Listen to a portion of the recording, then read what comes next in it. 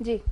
राम मंदिर हमने कभी नहीं कहा है, ये हमारी पार्टी का एजेंडा भी रहा था कि हम राम मंदिर बनाएंगे और भव्य मंदिर बनाएंगे। तो उसके लिए बरसों लड़ाई लड़ी, और लड़ाई लड़ने के बाद न्यायपालिका के माध्यम हमें उसमें पूर्ण रूप से जीत मिली, और आज उसका भव्य निर्माण होने जा रहा है। तो ये मेरा एजेंडा था और हमने उसको करके दिखाया है, भले ही कानूनी प्रक्रिया के साथ किया है, कोई अलग हटके नहीं किया है। तो ये हिंदुस्तान में सभी हिंदुओं की आस्था है, राम मंदिर कोई एक नहीं, सभी की आस्था है। तो ये राम मंदिर बनना भी चाहिए। बाकी जिस तरह से काशी मथुरा है, तो ये न्यायपालिका में चल रहे हैं, उसमें सरकार कहीं से इन्वॉल्व नहीं है, मगर न्यायपालिका जो फैसला देगी वो क्या उचित देगी। कारण ये है कि अभी कुछ राज्यों में चुनाव होने हैं और मुस्लिम वोट बैंक को भी साधना है, इसलिए अभी बीजेपी बैकफुट पर है? नहीं नहीं, बीजेपी बैकफुट पे बिल्कुल नहीं है जी। बीजेपी ने कभी नहीं कहा है, जितने भी सांस्कृतिक स्थान है, देव स्थान है, जी। सभी का सम्मान किया है। कभी किसी स्थान का इस हिसाब से नहीं किया है कि ये हिंदुओं का है, ये मुस्लिम का है, ये क्रिश्चियन का है, ये पंजाब, ऐसा कभी नहीं किया है।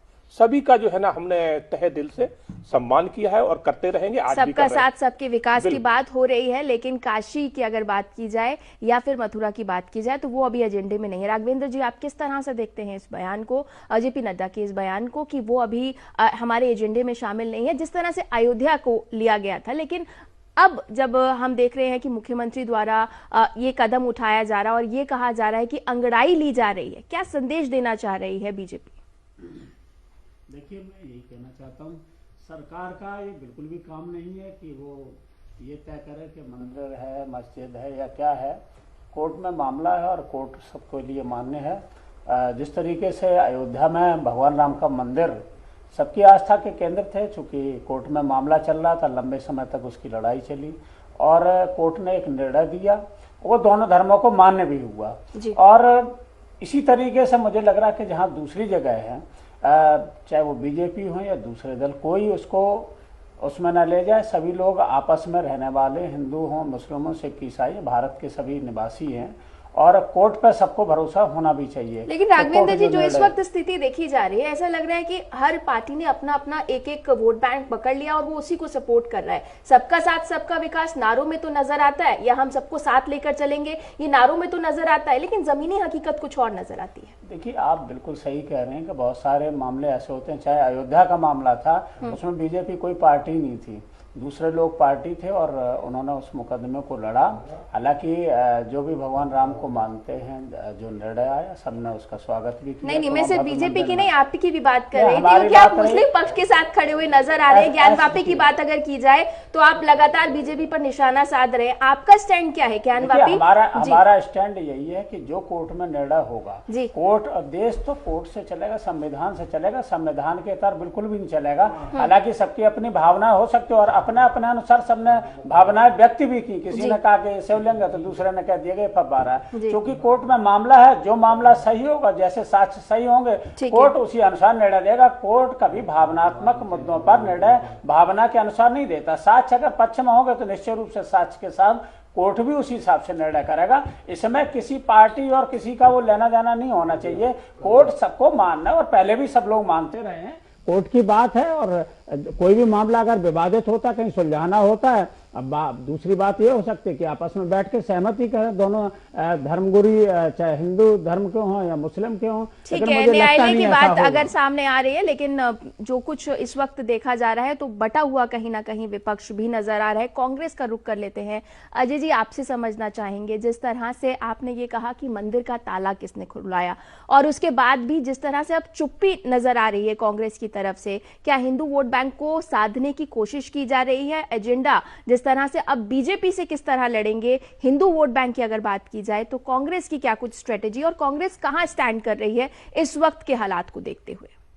नवजोत जी, आपने चुप्पी की बात की, बिल्कुल हमारी चुप्पी है।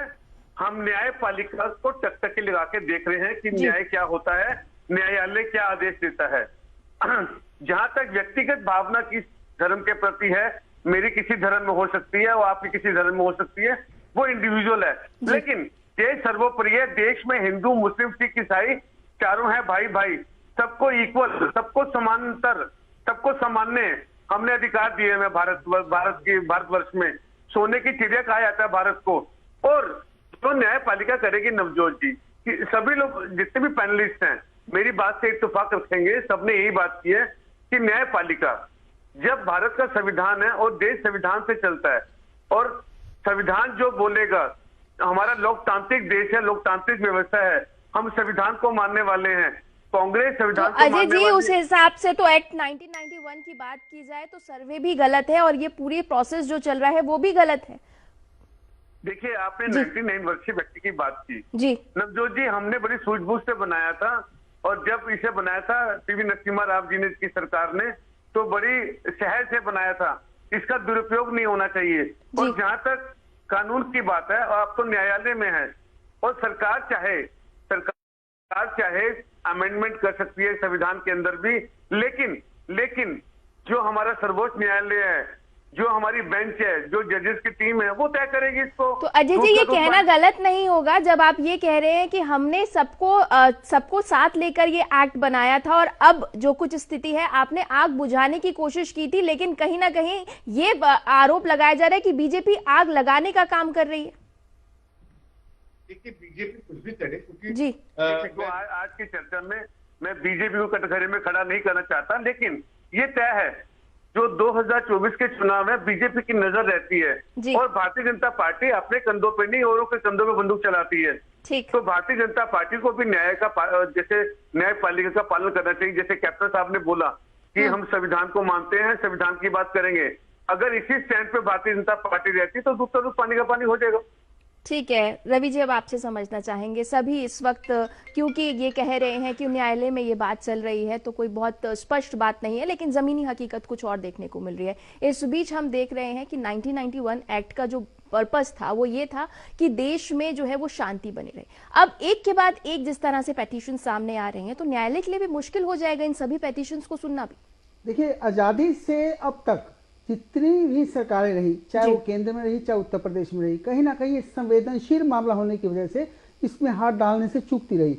और खासकर जैसे ही हिंदुत्व का एजेंडा, देखिए उत्तर प्रदेश के अंदर जो राजनीति चलती है वो धर्म और जाति के आधार पर होती है। धर्म के आधार की जब हम बात करते हैं तो मुस्लिम वोट बैंक एक तरफ रहता है, यह हमेशा देखने को मिलता है, लेकिन हिंदू वोट बैंक जो है जातियों के आधार पर बटा हुआ है, जिसका फायदा कहीं ना कहीं जो है सभी पार्टियों को मिलता है। लेकिन इस समय बीजेपी का जो हिंदुत्व का एजेंडा है जो पूरी तरह से हावी हो चुका है और उन्होंने पूरी तरह से भगवा के अंदर लाने की जिस प्रकार से प्रयास किया जा रहा है, वो यह साबित करता है कि जिन आक्रांताओं ने भारत पर हमला किया, जिनकी बात को छेड़ने के लिए, क्योंकि जिन आक्रांताओं ने भारत पर हमला करके भारत के मंदिरों को कहीं ना कहीं मस्जिद का रूप दे दिया और उसकी जांच कहीं ना कहीं किसी भी सरकार ने करवाने की कोई कोशिश नहीं की, परंतु जिस प्रकार से पेटिशन लगातार फाइल हो रही है, जिस प्रकार से लगातार मामले उठ के सामने आ रहे हैं और बाद में कोर्ट ये डिसीजन दे रही है कि वहां पे मंदिर थे और ऑलरेडी जिस प्रकार से देखने को मिल रहा है लगातार, तो ये बात सही है कि इस संवेदनशील मामले में किसी भी सरकार ने, चाहे वो कि कोई प्रादेशिक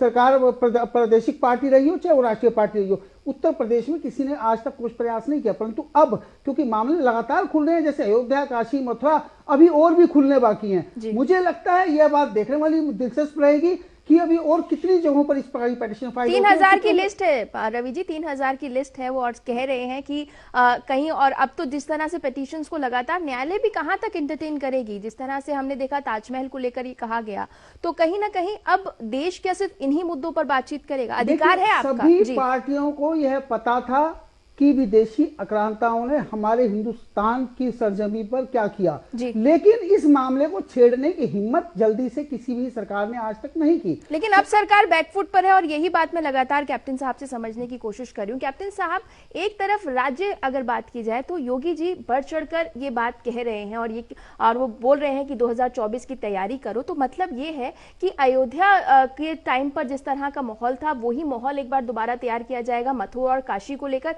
2024 की तैयारी 75 सीट और ये कहना कि मथुरा और काशी अंगड़ाई ले रहे हैं, इन सबको किस तरह से कनेक्ट करके देखें? बिल्कुल नवजोत जी, हमारा शुरू से एजेंडा रहा है जी राष्ट्रवाद का, तो हम राष्ट्र को सर्वोपरि रखते हैं, व्यक्ति विशेष हमारे यहाँ कोई मायना नहीं रखता, तो उसी एजेंडे पे हमारी पार्टी चल रही है। हम राष्ट्र को सर्वोपरि मान रहे और भगवान प्रभु राम का मंदिर तो बन ही रहा है और मथुरा काशी जो है लोगों ने पिटीशन लगाई है, उसमें बीजेपी का कहीं से कोई पिटीशन नहीं लगाई, ना बीजेपी कोई उसमें पार्टी है। बीजेपी हर मैंने जिससे कहा संस्कृत स्थानों का सम्मान करती है और करती रहेगी, क्योंकि हमारे नेता माननीय प्रधानमंत्री नरेंद्र मोदी का एक ही नारा है कि सबका साथ, सबका विकास और सबका विश्वास। तो हम उसको लेके चल रहे हैं, हम किसी में ऐसे नहीं है। बाकी ये जरूर है कि जिस तरह से साक्ष्य आ रहे हैं सामने, आपने देखा होगा कि ज्ञान वापी से निकल के जो क्षण के जो खबरें आ रही हैं कि उसमें इतने साक्ष्य मिले हैं कि वो दर्शा रहे हैं कि यहाँ हिंदू मंदिर था, इसको तोड़ के उसके अवशेष जो बचे हुए थे, टूटे हुए, वो भी उस दीवार में लगाए गए हैं।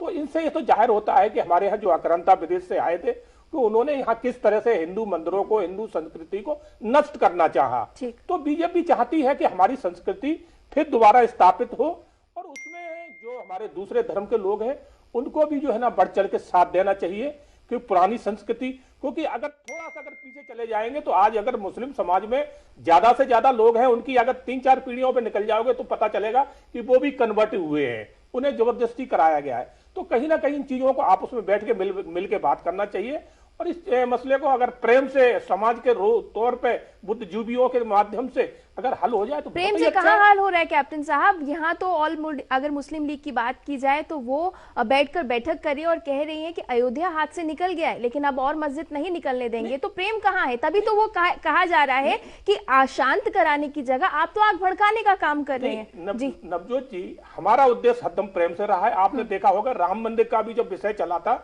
तो बीजेपी कभी खुल के उग्र प्रदर्शन में नहीं आई है। हमने न्यायालय की शरण ली और न्यायालय के माध्यम जो फैसला हुआ हमने बिल्कुल मान्य किया, पूरे देश ने मान्य किया। ऐसे ही हम आगे चल के हम न्यायपालिका पे विश्वास करते हैं, और न्यायपालिका जो भी डिसीजन देगी हम उसको तहे दिल से उसको मान्य करेंगे। हम इस तरह की कोई चर्चा नहीं करते, ना हमारे किसी नेता का इस तरह का बयान आता है कि हम तो हमारी रहेगी चाहे न्यायालय कुछ भी कर दे। लेकिन 24 की तैयारियां कहीं ना कहीं माहौल बनाया जा रहा है, 24 की तैयारियां, और ये एजेंडा